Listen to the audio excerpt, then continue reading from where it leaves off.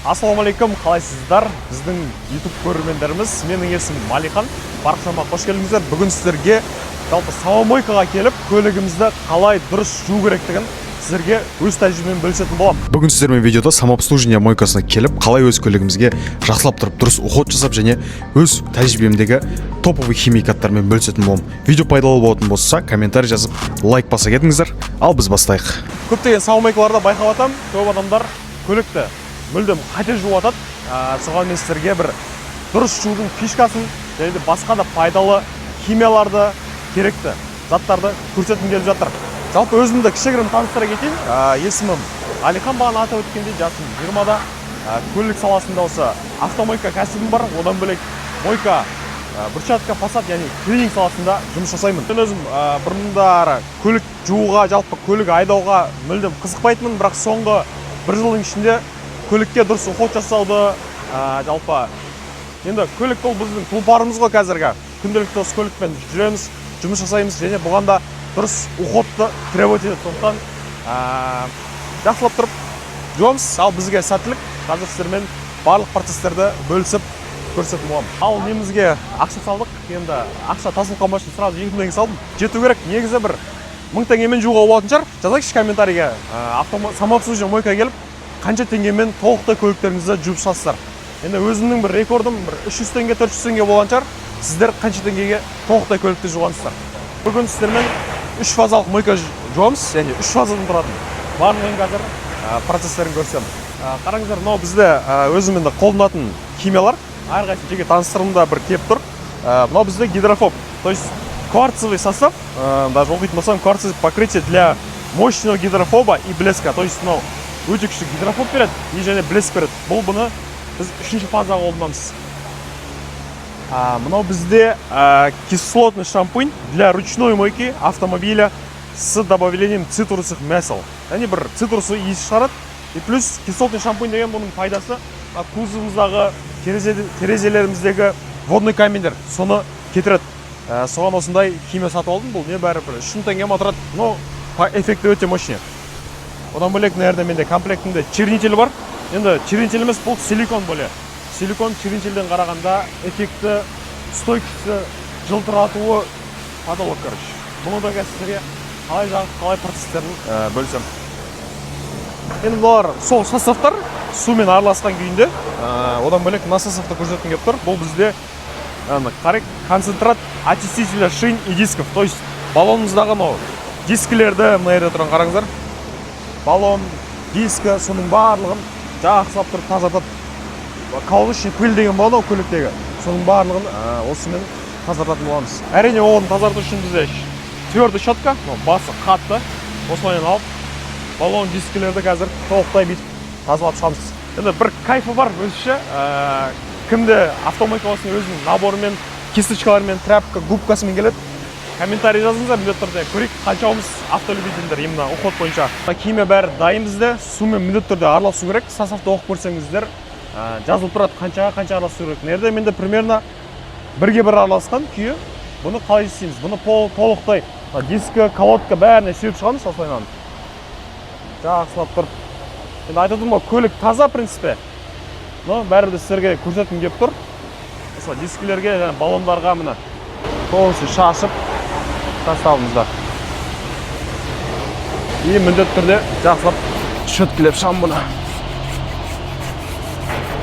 Қараңыздар, видеоны жақындап келіп көрсетші. Мен жуып атқан баллон таза деп ойлаймыз.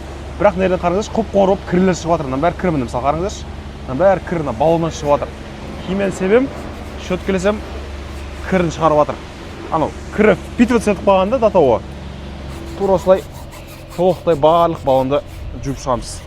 Бұл состав не үшін керек десеңіздер, енді жастар болсын, баллонды қарайтқанға черенчелге қызғам ғой. Мен өзім қызғам қатты ше. Черенчел неге аз уақыт тұрады? Өйткені баллон таза деп ойлаймыз, бірақ бәрібір кір болады оның ішінде ше.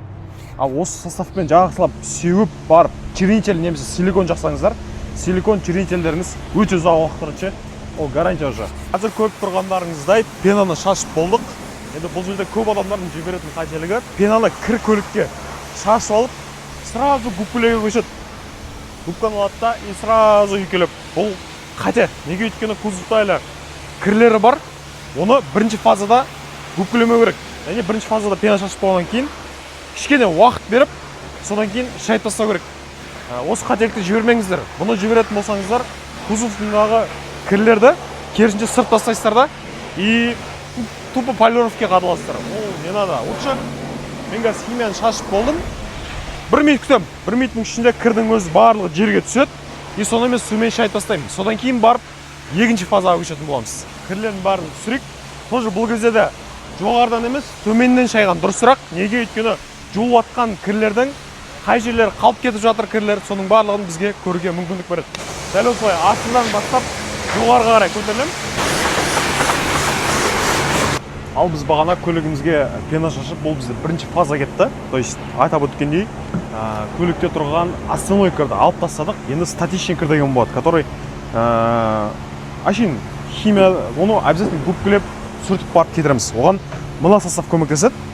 Негізі бұндай состав алмасаңыздар болады, в принципе. Кәдімгі саумайға келіңіздер, бірінші химия шаштыңыздар, химияны губкілемей тұрып, сумен напормен шайып тастап, қайта пена шашып, сосын барып губкілеп жіберуге болады. Обычный губканың көмегімен. Бірақ мен осындай составпен жуғым келіп тұр. Бұл кислотный шампунь. Кузовтағы водный камень, соның барлығын кетіретін боламыз. Қараңыздар, су толтырайық. Бірінші губканы да жуып аламыз обязательно. Губкада да тұрып қалған нелер, кірлер, нелерді болуы мүмкін әбден. Қазір кішкене толтырайық. Бұл состав несін оқитын болсақ 30 немесе 50 миллилитр 10 литр суға дейді. Бізге енді мен на глаз қоса салым қазір кішкене осындай 2 крышка қойсам жетеді деп ойлаймын. 3 крышка қойсақ өзімізден айымыз ба. Ал где-то бір 15-20 миллиметр кетті ау. Кішкене су қойайық, қағаз болып тұр. Енді бұны жақсылап көпірт жерге болады. Судың давлениясымен әдемі болды. Составымыз дайын. Зор болып көпіріп тұр. И тура осылай ручной жуып шығу керек көлікті. Зор көпіріп тұр. Иісі де әдеміше, цитрусовый. Иіс шығып тұр. Химиядан лауой барлық жерін жақсылап тұр. Көпіртіп жуып шығамыз.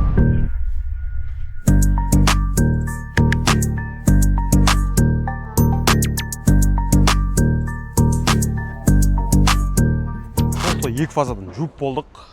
Бірінші основной загрязнениені түсірдік химиямен, одан кейін қолмен жақсылап көпкілеп шықтық. Енді мен бұған гидрофонный покрытие бергім келіп тұр. Бағана видеоның басында атап өткендей.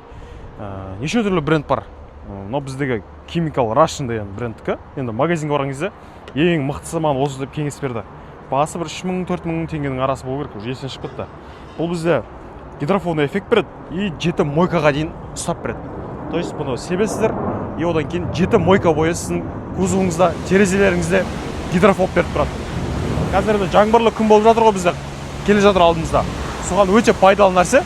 Бұдан да бөлек басқа да түрлері көп. Мен алдында бір Инстаграмға да салған едім. Кварц фомба деп аталады, тоже 3800 теңге тұрады. Өте мощный қолдану. Қолдану өте оңай. Дәл осы крышкасын ашып, подаркке себетін береді. Дәл осы себетін аламыз. И және көлікке жақсылап тұрып сеуіп шайық. Ал бисмилля. Қазір бір тексеріп қойсақ. Ал гидрофоб покрытиямыз сеуге көшейік. Уже сепкен кезден бастап эффектке түсіп жатыр, қараңыздар. Су басқаша болып. Тура осылай кузовтың барлық жеріне бір каплядан сеуіп шықсақ жетеді, в принципе. Терезе, лавовой бәріне сеуім. Әдемдеп. Енді мынауымыз сәл нашар болып қалды себетінше. Өзінің оригинал бар еді, бірақ дұрыс шашпай қазір амалдап новыйын сатып алдық, бірақ соның өзінде де ойдағыдай шашылған жоқ ше. Несі үлкен. Сосын придется осылай себуге. Видеода көріп тұрғандарыңыздай капотқа суды напормен шашып жатырмын және ешқандай гидрофоб эффектін беріп тұрған жоқ. Кварц покрытияны шашып болғаннан кейінгі результатын қараңыздаршы, өте керемет. Прям жаңбыр жауған кезде көліктеріңізде полный кузовтарыңызда гидрофоб беріп тұрады. Ол білем өзіме өте күшті көрінеді көлігіме қарасам. Және көліктеріңізге четкий блеск беріп тұрады. Бұл біз қолданатын бұл өте бюджетный вариант. Можете твердый воск жағып алсаңыздар болады. Ол туралы да алда уақытта видео түсірем. Твердостың преимуществосы осындай. Мощный гидрофоб береді, и одан бөлек көлігіңізге блеск береді. Ну, кішігірім полировка ғой, зато арзан. 11.000 теңге ма тұрады, 10.000 теңге ма тұрады. Жуылып болған көлігімізден жақсылап сушить етіп алайық. Негізі микрофибра деген естіген шығарсыздар, сол өте жақсы тряпка. Менде қазір микрофибра емес, менде замш. Сол жақсы тряпка, в принципе, суда өзіне жақсылап тұрып сіңдіріп алады, қараңыздар. Прям кузовқа қойсам жабысып қалатын осы. И соның көмегімен жақсылап тұрып тап-таза қылып сүртіп береді. Бірақ микрофибраны кеңес берем. 4-5 мың ары кетсе тұрады, алып алсаңыздар өте жақсы. Минимум 2 көлік кейін жақсылап сушить етуге болады да оны. Солай. Енді қазір жақсылап сүртіп алайық, содан кейін сіздерге силикон жағу процесіне көшеміз. Біз сіздерге силиконды жағайын. Бұл бізде Dark Side деген фирманың бренді екен. Корейский бренд. Енді өте мощный газ. Потолок болатын осы силикон. Бағасы удай тұрады, 10.000 теңгеге алдым. Енді айтуларыңыз мүмкін 10.000 теңгеге мен бір 10 литр черенжел алып аламын деп ше. Келсем, бірақ нанды қолданып көріңіздер. Вообще целом силикон қолданып көріңіздерші. Жағасың 4-5 мойка бір ай тұрып береді ғой. Просто баллон жуып тұрасың, қарайып әдем тұрады. Мысалы, мына баллонның өзі әдем тұр, қарайып, как будто черенжел жаққандай. Баллон көрініп тұр ғой видеода. Өйткені соңғы жуылған мойкада силикон жағылған мына баллонға. Силиконның қандай эффекті бар десеңіздер, блеск жақсы береді, стойкость и үшіншіден гидрофоб. Мысалы, су шашқан кезде баллон өзіне суды сіңдірмейді, керісінше суды шығарып тастайды. Соның арқасында баллон ұзағырақ и таза жүретін болады. Қазір бұны сіздерге жағып көрсем, бұның арнайы жағатын кесечкасы бар менде. Осы бірінші алдым, но стойчы, 2000-3000 теңге отырады. Аламыз, мен осындай қараңыздаршы. Несі жұмсақ әдемі да. Қағып жейік. И дәл осыған қазір силиконымызды жағатын боламыз. Жағу несі өте оңай. Міне қараңыздар, септім. Міне дәл осыны аламын да баллонға аккуратно жағып шығамын. Тамызып алдық. Және баллонға қараңыздаршы, уже блеск несін беріп жатыр. Міне мына төбесі жағылған, мына жақтар әлі жағылмады. Көп адамдардың черенжел жағатын кездегі қателігі баллон кеппей тұрып су күйінде жағып жүреді. Ол мүлдем дұрыс емес. Қазір менде баллоным кішкене кеппей тұр, соның өзінде сәл дұрыс жағылмай қалып жатыр. Прям несі сухой болып тұрған дұрыс. Қазір бізде күн батып, күн жылу кетіп қалды, и ұзақ уақыт кебеді. И оны күткім кеп тұрған жоқ, сол үшін сразу жағып тастап жатырмын. Но соның өзінде де бір шама күшті эффект беріп тұр. Ал міне полностью жағылып бітті. Даже мына ракурстан көрсетіп жүрсем болады, тоже әдем жылтырлап тұр. Осылай, дәл осылай баллонның барлық жеріне де жағып шығатын боламыз. Толығенше ұнайды өзіме. Үстіп, үйде машина жуып болып, жақсылап тұрып бір черенжел жағып жүрсең, андай кездесуге барсаң да, көшеде жүрсең де баллонның тап-таза әдем болып тұрған өзіңе жақсы ғой. Тазалықтың белгісі көрініп тұрады да көлігіңнен ақ. Любой кездесуге барсаң да көлігің жақсы әдем болып тазарып тұрса, өзіңе плюс қой бәрі. Станчиктер көлігімізге қарап таза болып жүрейік. Кезінде ата-бабаларымыз өзінің тұлпарларына жақсы қарайтын ғой, сол сияқты. Қазіргі біздің тұлпарымыз осы көлік. Осының арқасында біраз жұмысымыз бітеді, біраз жерге апарып жатыр. Сондықтан таза жүрейік. Міне қазір тағы да результат қалай десеңіздер, өзіміздің достарымыздың көлігіне де жағып көрсейін. Қазір мына қайдың жағам, мына бет жағылмайтын болады. Енді мына баллонда потолок көрінеді өзінше. Қараңыздаршы. Йо-мая, не деген жылтыр болып жатыр. Қазір жақып болайын, сосын сіздерге көрсетем. Салым результат қалай. Мына бізде сол бетте жағылған жер силикон, ал мына жақ жағылмаған. Қараңыздар. Білем, енді өзіме ұнайды. Сіздерге қалай комментарийге ойларыңызбен бөлісе кетіңіздер. Осылай. Мынау бізде жағылған баллон, ал мынау жағылмаған баллон. Қараңыздар. Чотан бас сиқырма. Телеп тұрған Кока-Кола болып тұр ғой. Достар, айтыңыздаршы. Енді қандай черенжел кеңес бересің десеңіздер, Shine Systems'тың черенжелдері жақсы. Мафраның черенчелері тоже жақсы, силиконовый на основе. Соларды алсаңыздар болады. Енді бірақ қолдан өздеріңіз жасап алмаңыздар, анау антифриз, бір-бірлерді құйып, коламен қарайтып атады. Не знаю, олар не стоит ше? Просто так жақсы жылтыратады, бірақ шаң қондыртады. И баллондарыңызды ескертіп жібереді, құртып жібереді. Сондықтан ең дұрыс осындай бренд киімдер алыңыздар. Осымен видеомыз соңына дейін жетті. Видео ұнады деген ойдамын. Жалпы бөлісе кетіңіздер. Енді мен тәжірибемде бұл осындай көлік жуу бойынша алғашқы видео. Өздеріңіздің пікірлеріңізбен, бәлкім алда уақытта қандай нәрсе қосайын, сонда бөлісе кетіңіздер. Жалпы көліктеріңізде қазір уход бойынша қандай запрос дейді, проблема дейді, сондай болып жатыр, бөлісіңіздер. Қандай тақырыпта келесі видео түсірейін, сол бойынша комментарийге міндетті түрде жаза кетіңіздер. Соны мен оқып, міндетті түрде сіздерге түсіруге әрекет жасайтын боламыз. Енді көлігіміз өте тап-таза, әдемі болып шықты. 3 фазалық мойкадан өтті. Бірінші фаза кірлерін түсірдік пенамен. Ескертетін нәрсе тағы да ескерте кетейін. Ешқашан кір болып тұрған кузовқа пена шашып губкілемеңіздер. Трапкамен де ештеңемен жумаңыздар. Даже бағана саумойкада бір кісілерді көріп жатырық. Сразу пена шашып кір машинаға и шөлткілеп шығып жатыр да. Ол мүлдем қате. Енді көліктеріңізді аямасаңыздар, жауа беріңіздер губкілеп ше.